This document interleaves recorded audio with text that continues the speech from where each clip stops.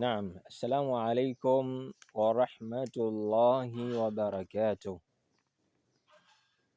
Alhamdulillahi rabbil alamin, wassalatu wassalam ala rasulihil karim nabiyyina Muhammadin sallallahu alayhi wasallam wa ala alihi wa ashabihi ajma'in wa ba'd.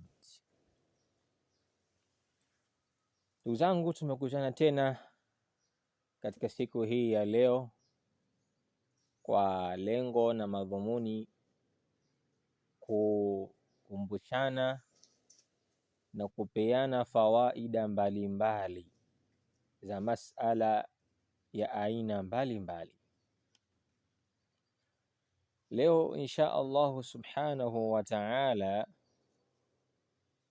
nakupa sababu tatu. Sababu hizi kama utazishika vizuri,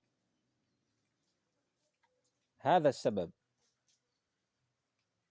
hizi sababu kama utazishika vizuri, kwa maana utazisikiliza kwanza, zisikilize kwa uzuri sana, alafu zitie katika matendo yako, basi utafanikiwa katika harakati zako za dua na harakati zako nyinginezo. Sababu tatu, kwa nini wachawi wanafanikiwa katika majambo yao? Hivi ulishawahi kujiuliza, ukakaa ukajiuliza kwamba kwa nini wachawi mara nyingi mambo yao hufanikiwa? Kwa nini mara nyingi mambo yao huwa yanafanikiwa? Sasa nakupa hii siri, sababu tatu kuu ambazo wafanya wachawi wafanikiwe sana. Sababu ya kwanza, wao wako makini na mambo yao na wala hawataki mashala, hawataki mchezo katika mambo yao. Hawa wachawi, kwa mfano, wameamrishwa na mkuu wao au wameamrishwa katika kikao chao, wamekubaliana kila mmoja apeleke unyayo wa mbuzi au unyayo wa paka kwa mfano, basi mchawi atafanya juu chini, atatafuta mpaka hakikishe kapata huo unyayo alioambiwa aupeleke. Haijalishi ni saa ngapi, atafanya juu chini hakikishe hilo mpaka afanikishe. Kwa hivyo wako makini na mambo yao, wako makini sana na mambo yao na wala hawataki mchezo katika mambo yao. Lakini leo cha kushangaza,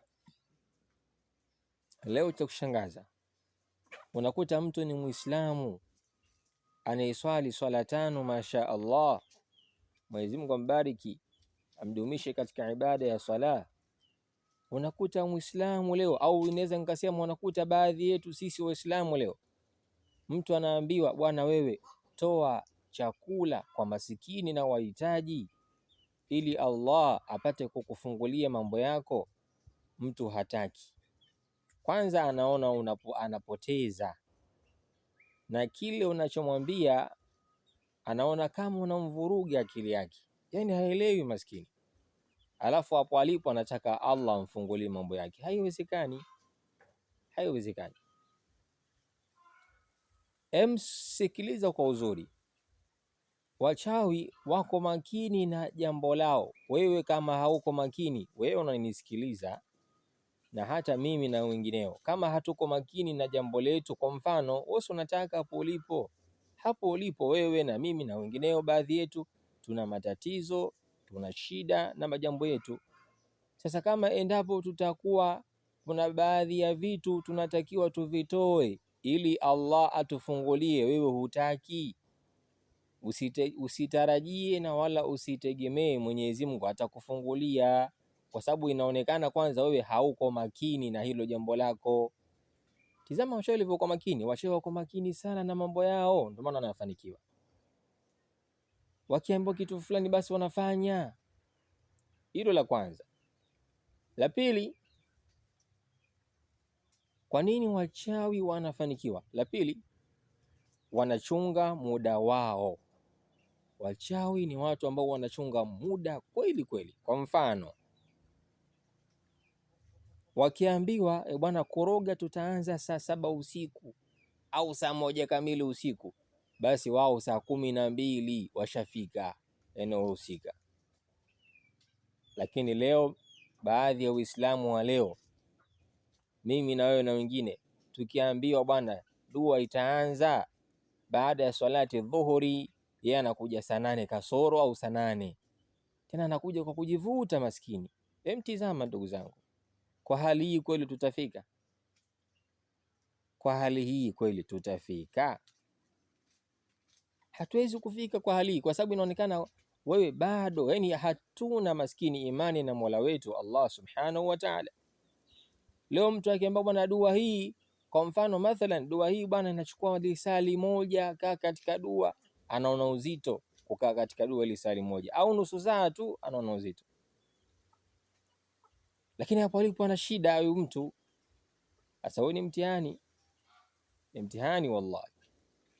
Jambo la tatu ambalo linalofanya wachawi wafanikiwe sana katika majambo yao ni kwamba wana imani kubwa katika mambo yao wanayoyafanya, na hapa napo sisi tumekwama.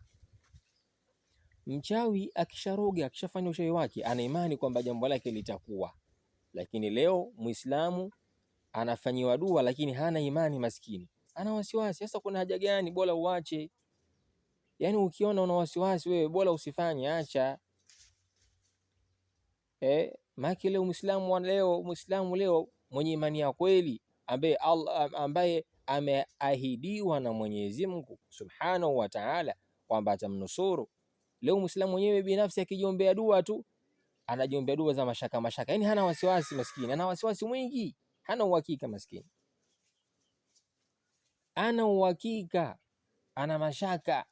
Rabbana atina fid dunya hasana, yeye anaitikia tu amin. Kwanza utaona hata alivyoweka ile mikono, yani ule umakini hamna. Allah tusamehe. Kwa hali hii kweli kweli, ndugu zangu, dua zetu zitajibiwa. Sasa hizi ni sababu ambazo nimewapa kama tatu, ziko nyingi lakini hizi tatu zinatosha nadhani. Sababu tatu hizi ndio maana zinawafanya wachawi, sawa zinafanya wachawi wafanikiwe sana katika mambo yao. Kwanza, wako makini na mambo yao. Pili, wanachunga muda wao. Tatu, imani yao ni kubwa katika yale wanayoyafanya. Geuza kinyume chake. Haya yanatakiwa uwe nayo wewe Muislamu. Kuwa makini na mambo yako unayoyafanya.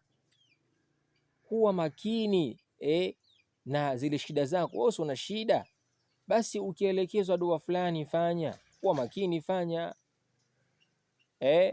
Ukielekezwa labda kitu fulani hivi, basi fanya, madam sio haram.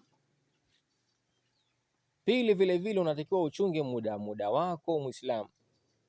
Ukiambiwa katika dua bwana, dua inaanza saa 5, wewe usiende saa 6, njoo wakati ule ule uliopangiwa, kwa sababu kila kitu kina taratibu zake na kila kitu kina muda wake.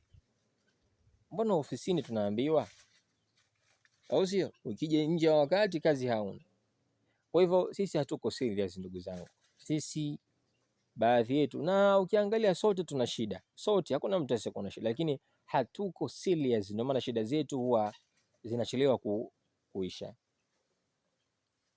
Sawa hatuko serious, yani hatuko makini, hatuko active katika mambo yetu. Tujitahidi tuwe watu wa serious katika majambo yetu.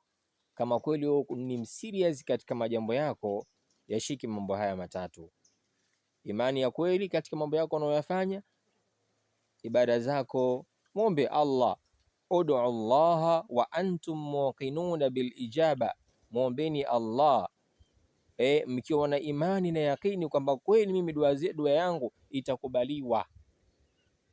Kuwa na imani na unachofanya. Mchawi ana imani, wewe una imani, tafika kweli ndugu zangu? Wa hadha, assalamu alaikum wa rahmatullahi wa barakatuh. Jazakumullahu khairan.